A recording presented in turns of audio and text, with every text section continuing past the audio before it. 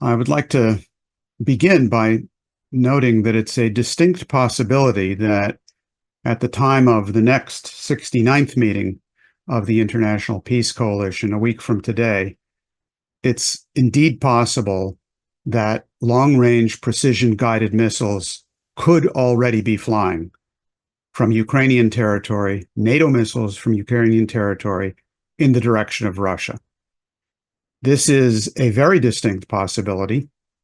There was a meeting last week at the White House between the British Prime Minister Starmer and President Joe Biden, sometimes known as Collective Biden, in which this topic was discussed, where the agreement beforehand between the United States and the UK was that they did want to move in the direction of using those NATO missiles, but that it had to be further organized, pushed internationally, and that they expected to have some announcements in the course of the upcoming UNGA, United Nations General Assembly meeting next week. In particular, there is scheduled to be a meeting on Thursday, September 26th, between President Biden and Zelenskyy of Ukraine, where Zelenskyy is scheduled to present his victory plan, quote unquote, which includes emphatically the use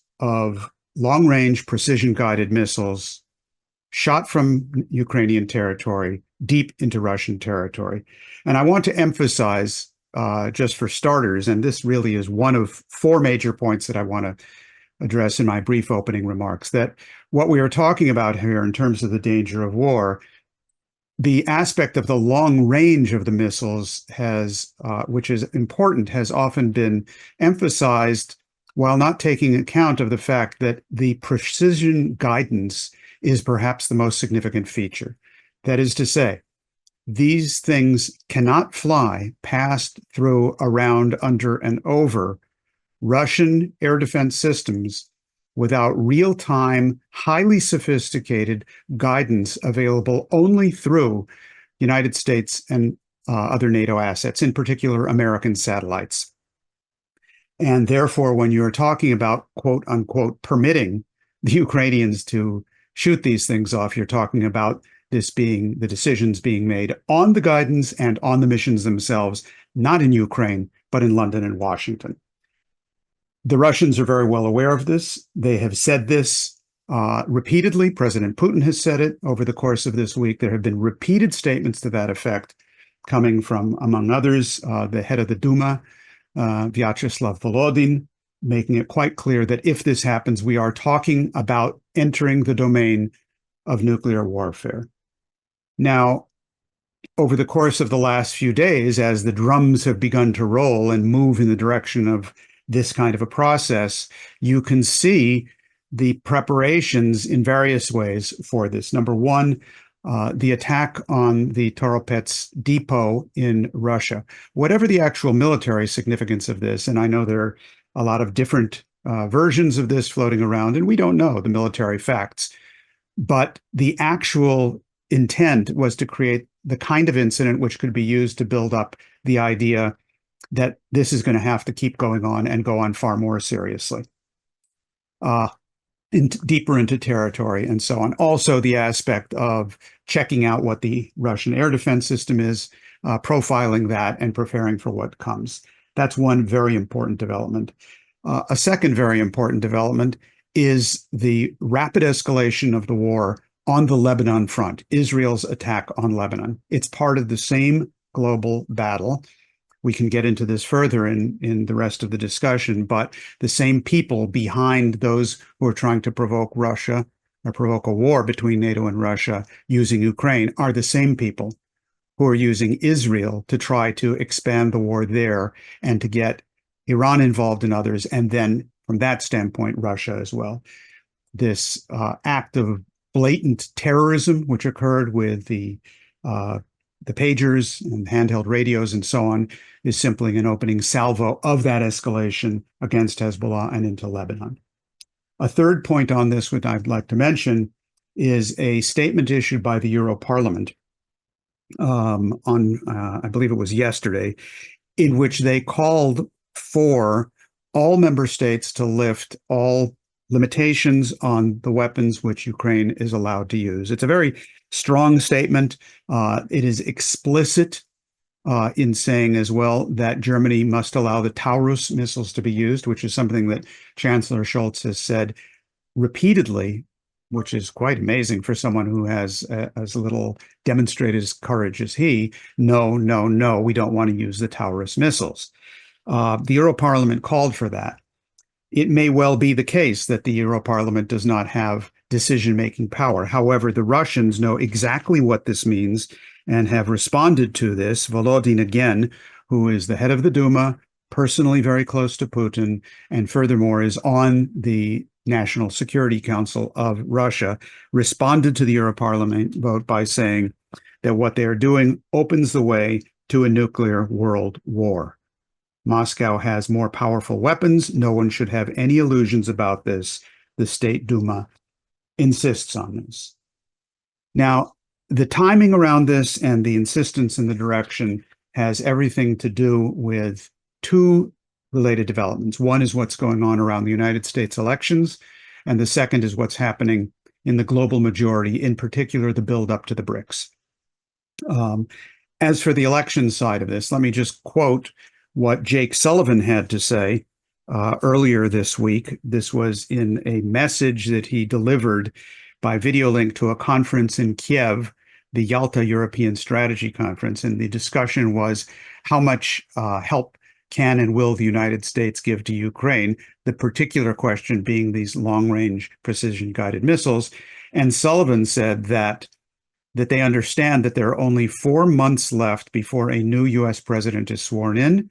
We are going, quote, we are going to treat each single one of those days preciously when it comes to supporting Ukraine.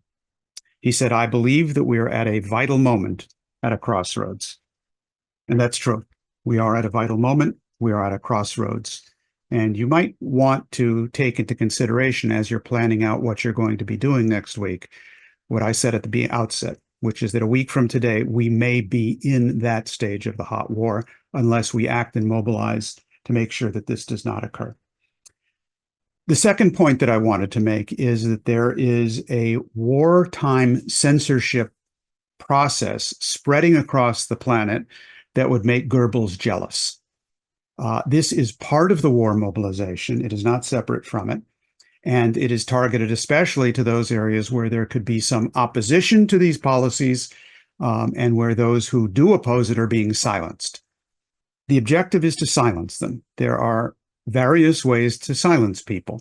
One way is to eliminate them.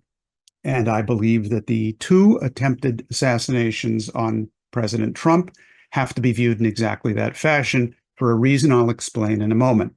This is not a question of electoral politics. This is a question of nuclear war. Both hits within a period of 2 months point in a certain direction.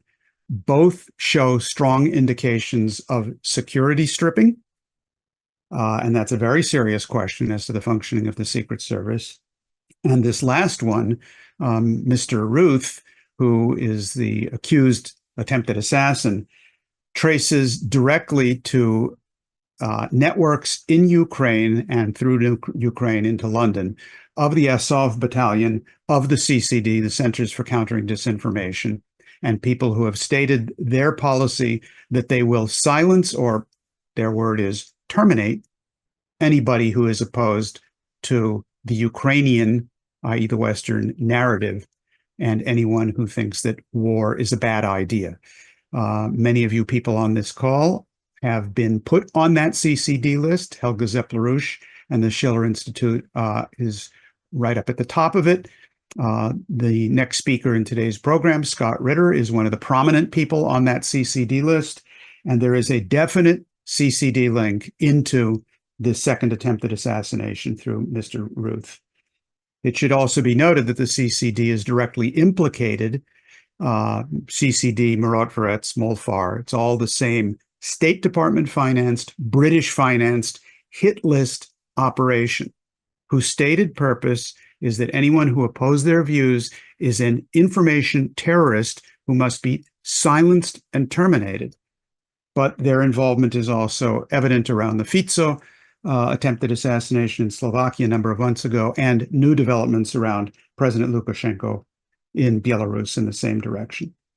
As part of this silence any opposition, part of the war mobilization, we have to look at the blatant censorship operation underway a week ago on Friday the 13th.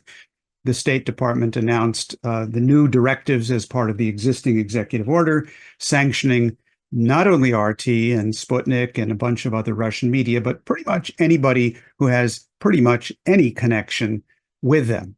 If you've read the fine print, as we have, it is completely a blank check for McCarthyite and beyond type of censorship operations.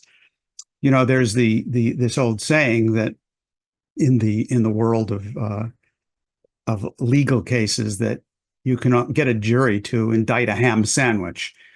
In this case, you have a situation where with these new regulations, you can actually convict a nothing burger. And that is what they're in the process of doing. This is part of the war mobilization. And along with this goes direct moves by the British with the CCD to spread their capabilities to be able to silence people. Concretely, on September 17th, Ian Patterson, who is the deputy director of the Russia desk at the Foreign Office, traveled to Kiev, where he met with the head of the CCD, Andrei Kovalenko, and what they mapped out were joint efforts to silence any voices anywhere who oppose NATO's war against Russia. They said that they had agreed to intensify coordination, and this was a spin-off of the previous week's close UK-US strategic dialogue in London.